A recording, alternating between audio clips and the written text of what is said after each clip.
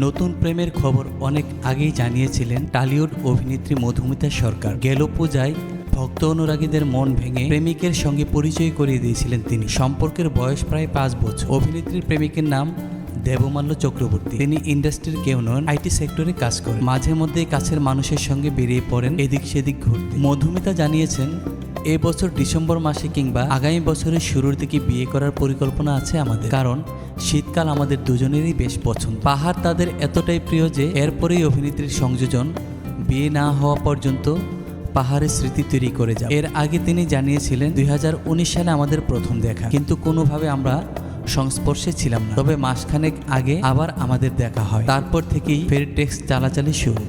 বন্ধু হিসেবে প্রথমে কথা বলা শুরু করেছিলাম এবং তারপর বাকিটা ইতিহাস। অতঃপর শীতকালে যে বিয়ে করছেন তা অনেকটাই স্পষ্ট করেছেন মধুমিতা।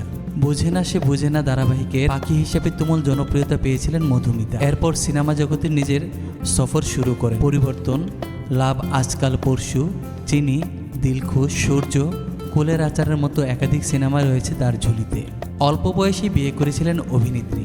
অভিনেতা পরিচালক সৌরভ চক্রবর্তীর সঙ্গে গাঁটছড়া বেঁধেছিলেন, কিন্তু সেই সম্পর্ক টিকেনি। 2019 সালে মধুমিতা ও সৌরভের বিচ্ছেদ হয়। সেই বছরে দেবমাল্যের সঙ্গে পরিচয় হয়। প্রথম বিয়ে ভাঙার পর কেরিয়ারে মন দেন অভিনেত্রী। তবে গত বছর পূজাতেই মধুমিতার জীবনে উকি দেয় নতুন প্রেম। প্রেমিকের সঙ্গে সম্পর্কের ঘোষণা নিজেই করেছিলেন মধুমিতা।